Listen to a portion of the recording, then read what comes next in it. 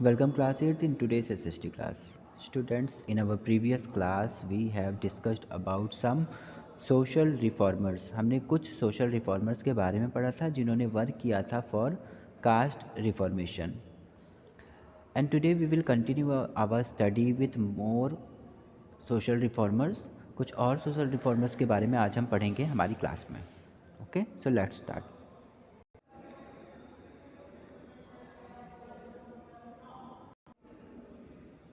First social reformers for today is Swami Vivekanand and Ramakrishna Mission. Swami Vivekananda जिनका real name Narendra नाथ दत्त है और इन्हें हम स्वामी विवेकानंद जी के नाम से जानते हैं। ये बहुत ही ज़्यादा एक फेमस शिष्य रहे हैं, स्टूडेंट रहे हैं रामकृष्ण परमहंस जी के।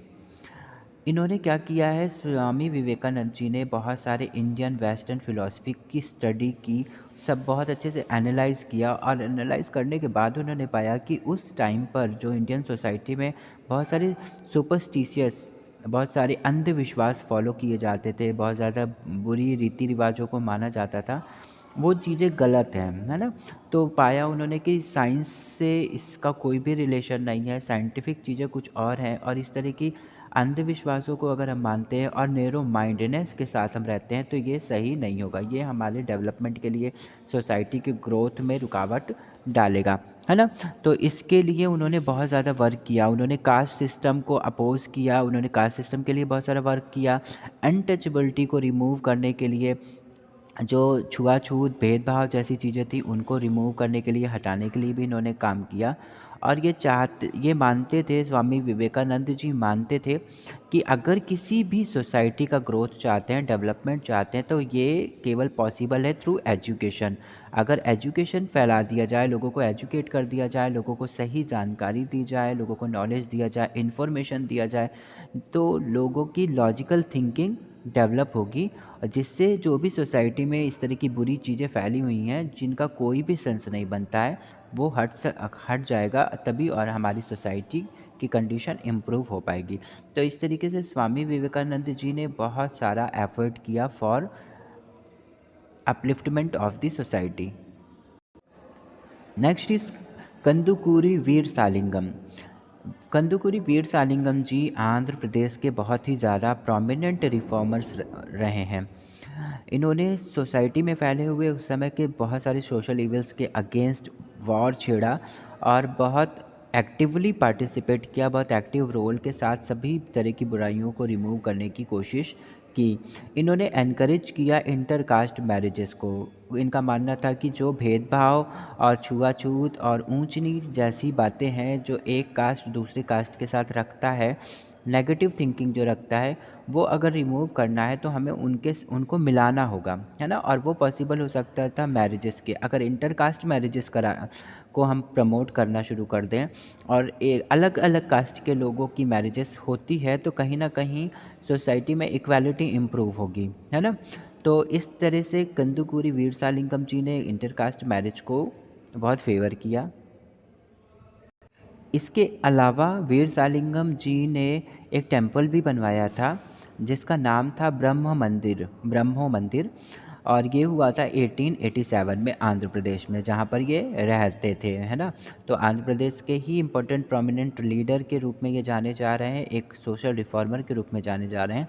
इसके अलावा इन्होंने सोसाइटी के अपलिफ्टमेंट के लिए एक स्कूल भी खोला 1908 में, जिसका नाम रखा गया हितकरिणी स्कूल, यानी लोगों का वेलफेयर करने वाला स्कूल, जहाँ पर लोगों को अवेयर किया जाता है, इन्फॉर्म किया जाता है, ताकि वो सोसाइटी में फैले हुए सोशल इविल्स से दूर रहें और हर तरह के अंधविश्वासों से दूर रहते हुए एक अच्छी क्वालिटी की सोसाइटी का निर्माण कर सकें।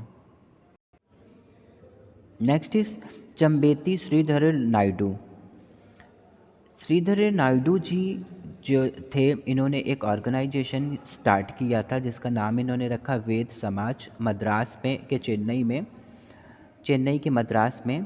और ये हुआ था 1864 में, जिसका पूरा इनकी जो ऑर्गेनाइजेशन थी वो उसका पूरा मॉडल जो था वो ब्रह्म समाज पर ही बेस्ड था, जहाँ पर इनके इस ऑर्गेनाइजेशन की वेद समाज का जो मेन ऑब्जेक्टिव था, मेन जो इनका टारगेट था वो था spread awareness among the people regarding prevalent superstitions and eradicate caste inequality. Caste inequality को रिमूव करने के लिए, साथ ही साथ जो भी सोसाइटी में जो भी अंधविश्वास फैले हुए थे उनको रिमूव करने के लिए श्रीधर नायडू जी ने वेद समाज की स्थापना की थी। और बहुत ज़्यादा सक्सेसफुली वे में इन्होंने सोसाइटी से इन सभी चीज़ों को रिमूव करने में एक बहुत ही इम्पोर्टेंट रोल भी प्ले किया। Next is Periyar Ramaswamy. पेरियर रामस्वामी जो वर्ड है पेरियर, अगर उसकी हम मीनिंग देखते हैं तो इसका लिटरली मीन होता है ग्रेट मैन। इनका पूरा नाम वी रामस्वामी नायकर है, जिसमें तमिलनाडु में इनको थंथई पेरियर नाम से भी जाना जाता है। इन्होंने अपने लाइफ के ऑलमोस्ट 50 इयर्स दिए सोशल सर्विसेज में, और साथ ही साथ पर लोगों के बीच में एजुकेशन की इम्पोर्टेंस को समझाने के लिए, बताने के लिए इन्होंने अपने पूरे जीवन को लगा दिया। साथ ही साथ ये चाहते थे कि जो अगर सोसाइटी के जो लोअर स्ट्रैटा है, लोअर सोसाइटी है, जो कि अनएजुकेटेड लोग हैं, जिन्हें हमेशा से ही डिस्क्रिमिनेट किया जा रहा है और डोमिनेट किया जा रहा है, उन लोगों का ग्रोथ तभी पॉसिबल है जब उन्हें एजुकेट किया जाएगा। तो इसलिए वो पूरी सोसाइटी में एजुकेशन को स्प्रेड करने के लिए, एजुकेशन के लिए लोगों के मन में अवेयरनेस लाने के लिए इन्होंने बहुत ज़्यादा एफर्ट किया।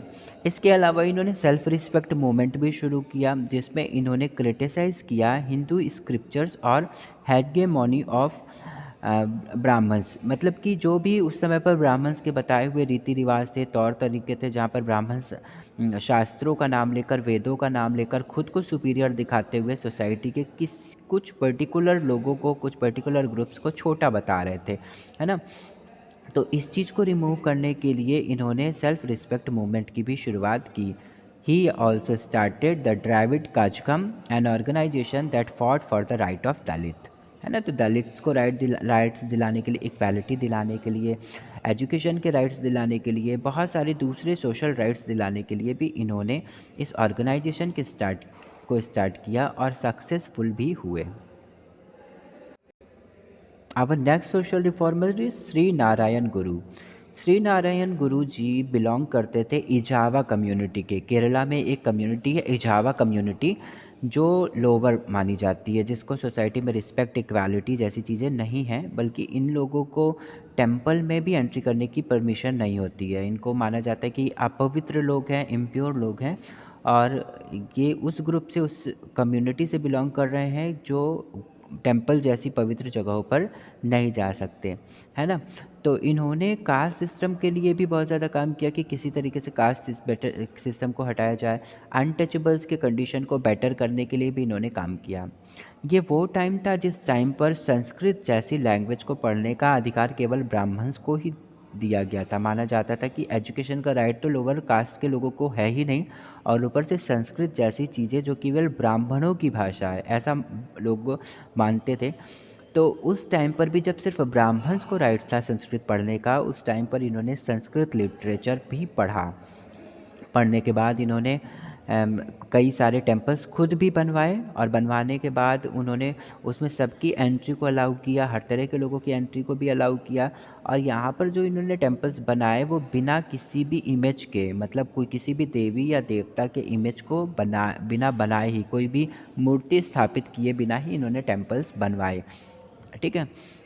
इसके अलावा 1903 में इन्होंने एक ऑर्गेनाइजेशन की भी शुरुआत की, जिसका नाम रखा गया श्री नारायण धर्म परिपालन योगम, जिसका मेन ऑब्जेक्टिव था कि अनटचेबल्स को टेम्पल्स में एंट्री की राइट्स भी दिलाए जाएं, है ना। क्योंकि उस समय पर टेम्पल जैसी चीज़ों में उनकी एंट्री बिल्कुल अलाउड नहीं थी।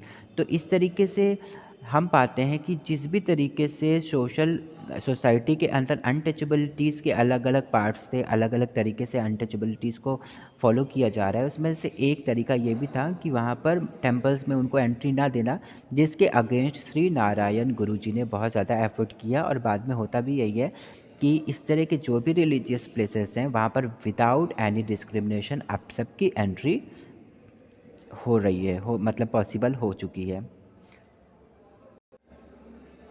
Next is Swami Dayanand Saraswati. स्वामी दयानंद सरस्वती जी ने आर्य समाज की स्थापना की थी 1875 में। ये एक ऐसी ऑर्गेनाइजेशन है जिसका मेन ऑब्जेक्टिव था सोशल रिफॉर्मेशन लाना, है ना। उस समय सोसाइटी में जो डिप्लीटेड लोग थे, यानी जो बैकवर्ड लोग थे, वो कास्ट वाइज तो थे ही, उनके अलावा सोसाइटी में विमेन और चिल्ड्रन की कंडीशन भी बहुत ज़्यादा सुधरी हुई नहीं थी, बहुत ज़्यादा पिछड़ी हुई थी। विमेंस को राइट टू एजुकेशन नहीं था, वुमेन को किसी भी तरह का बहुत ज़्यादा अधिकार नहीं था। तो स्वामी दयानंद सरस्वती जी ने पाया कि अगर हम सोसाइटी का ओवरऑल ग्रोथ चाहते हैं तो हमें हर इंडिविजुअल के डेवलपमेंट के लिए वर्क करना होगा, जिसमें विमेन को भी टारगेट करना होगा, यानी विमेन के एजुकेशन के लिए भी हमें वर्क करना होगा, है ना। तो इसलिए स्वामी दयानंद सरस्वती जी ने आर्य समाज के साथ मिलकर, अपने इस पूरे ऑर्गेनाइजेशन के साथ मिलकर बहुत सारे एफर्ट्स तो किए, और स्पेशली एफर्ट किया फॉर वीमेंस, है ना। इन्होंने बल्कि ये भी प्रमोट किया, इस चीज़ को भी फेवर किया कि वेद जैसी चीज़ें जो अभी तक केवल मेल्स पढ़ सकते थे, उनका ज्ञान भी महिलाओं को भी दिया जाए, है ना, ताकि वो भी समझ सके कि हमारा रिलीजन क्या है, हमारा धर्म क्या है, और किन किन चीज़ों के लिए हमारा धर्म हमको अलाउ करता है। ऐसा तो कुछ नहीं है कि हमारे धर्म के नाम पर हम लोगों से ज़बरदस्ती सोसाइटी फॉलो करा रही हो किसी भी चीज़ को, जैसे सती प्रथा जैसी चीज़ें अभी तक चल रही थी, है ना। तो इसलिए इन्होंने फेवर किया, इन्होंने बहुत ज़्यादा प्रमोट किया वेमेन के लिए भी वेदों के अध्ययन को, और साथ ही साथ उनके फॉर्मल एजुकेशन को भी। Next very important social reformer is Mahatma Gandhi. Mahatma Gandhi ji एक बहुत ही महान ग्रेटेस्ट लीडर रहे हैं हमारे इंडिया के अंदर, जिन्होंने लोअर कास्ट के अपलिफ्टमेंट के लिए बहुत ज़्यादा योगदान दिया, बहुत ज़्यादा कंट्रीब्यूशन किया इन्होंने।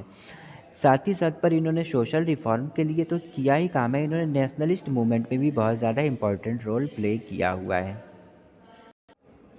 महात्मा गांधी जी ने बहुत सारे कैंपेन्स किए अगेंस्ट इनह्यूमन प्रैक्टिसेस, जो कि अभी तक अनटचेबल कम्युनिटीज़ के साथ किया जा रहा था।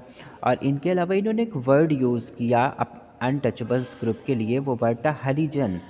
और इन्होंने अनटचेबल ग्रुप को हरिजन कह के बुलाया, अनटचेबल कह के या फिर इम्प्योर कह के नहीं बुलाया, बल्कि हरिजन कह के बुलाया, जिसका मतलब होता था हरि के जन, मीन्स कि गॉड के लोग। यानी ये उस बात की ओर इशारा कर रहे हैं कि हम चाहे जिस तरह से हमें गॉड ने बनाया है और प्योर बनाया है, वैसे ही गॉड ने उनको भी बनाया है, तो वो भी प्योर लोग हैं, शुद्ध लोग हैं, उनके साथ किसी भी तरह का छुआछूत नहीं किया जाए। और ये लोग सारे लोग हरिजन हैं, गॉड के बनाए हुए गॉड के ही लोग हैं, तो हम इनके साथ किसी भी तरीक़ा का भेदभाव नहीं कर सकते। इसके अलावा इन्होंने ऑल इंडिया हरिजन संघ नाम से एक ऑर्गेनाइजेशन की भी शुरुआत की, जिसने अनटचेबिलिटी को अबॉलिश करने के लिए बहुत ज़्यादा वर्क किया। Next social reformer is doctor Bhimrao Ambedkar. Doctor Bhimrao Ambedkar एक बहुत ही ऑप्रेसिव सोसाइटी से बिलोंग कर रहे थे, जहाँ पर इनका जन्म जो हुआ था वो महर कास्ट के साथ हुआ था, महर कम्युनिटी के साथ हुआ था, जिसे बहुत ही ज़्यादा प्रॉब्लम फेस करना पड़ा था। इनके साथ बहुत ज़्यादा छुआछूत भेदभाव बचपन से ही होता आ रहा था। इनको एजुकेशन लेना था, बट स्कूल्स उनको अलाउ नहीं कर रहा था, क्योंकि ये उस कम्युनिटी से बिलोंग कर रहे हैं जिसे बहुत ही छोटा और गंदा माना जा रहा था। ठीक है, तो इसलिए डॉक्टर भीमराव अंबेडकर जी ने बहुत ज़्यादा एफर्ट किया अपलिफ्टमेंट करने के लिए अनटचेबल लोगों के। इन्होंने अनटचेबिलिटी को इरेडिकेट करने के लिए all India scheduled caste federation की भी स्थापना की। इसके अलावा इन्होंने एक वीकली जो एक तरह का वीकली वर्क भी शुरू किया मूक नायक नाम से, जिसका नाम था लीडर ऑफ द साइलेंट। और इन्होंने हिंदू बिलीफ्स, जो उस टाइम पर हिंदू बिलीफ्स चल रहे थे, उसको रिमूव करने के लिए भी बहुत सारा वर्क किया। जो भी वेदों शास्त्रों के नाम पर जो गलत चीज़ें फॉलो कराई जा रही थी, उनका भी इन्होंने विरोध किया। इसके अलावा इन्होंने सोशियो इकोनॉमिक अपलिफ्टमेंट के लिए डिप्रेस्ड क्लास, यानी जिस क्लास से ये बिलोंग कर रहे हैं, सोसाइटी बिलोंग कर रही थी, मैक्सिमम लोग बिलोंग कर रहे थे, उस डिप्रेस्ड क्लास के अपलिफ्टमेंट के लिए भी बहुत ज़्यादा वर्क किया। डॉक्टर भीमराव अंबेडकर जी ने वशिष्ठ कृति हितकरणी सभा नाम से एक ऑर्गेनाइजेशन की भी शुरुआत की, जिसका मेन ऑब्जेक्टिव था कि किस तरीके से अनटचेबल्स को इंसाफ दिलाया जाए और अनटचेबिलिटी को रिमूव किया जाए। Next is Sikh reform movement. इस टाइम पर सिख रिफॉर्म मूवमेंट भी शुरू हुआ। उस टाइम जो सिख कम्युनिटीज़ थी वो बहुत ज़्यादा डिप्लीटेड थी, बहुत ज़्यादा बैकवर्ड थी, जिसके लिए कई सारे सिख सभास की भी शुरुआत की गई, है ना। सिखों में एजुकेशन को स्प्रेड करने के लिए बहुत ज़्यादा वर्क किया गया, जिसके लिए द शिरोमणि गुरुद्वारा प्रभांकर कमेटी की स्थापना की गई। इनके अलावा अकाली दल भी लॉन्च किया गया। Akali Dal a movement to reform the gurdwaras in the early decades of 20th century. इनके अलावा कई सारे लॉज भी बाद में पास कर दिए गए 1925 में शिरोमणि गुरुद्वारा प्रभांकर कमेटी के द्वारा, जिसमें सिख लोगों को एजुकेशन का राइट्स मिल गया, सिखों के अपलिफ्टमेंट को एक अपॉर्चुनिटी भी मिल जाती है। इस तरह से अब हम देख पाते हैं कि सोसाइटी का जो मैक्सिमम अमाउंट है, मैक्सिमम लोग हैं, है ना, वो कहीं ना कहीं रिलेट कर रहे हैं रिफॉर्मर्स की तरह, और इन रिफॉर्मर्स के हेल्प के साथ सोसाइटी बहुत ज़्यादा इम्प्रूव कर रही है, अपलिफ्टमेंट हो रहा है, और उसी का रिज़ल्ट है कि आज हमारी सोसाइटी इस तरीके से वेल डेवलप्ड है। Okay students, so students, with this topic we are completing this chapter today. In our next class we will meet with next new chapter and a new topic. Till then, take care and have a nice day.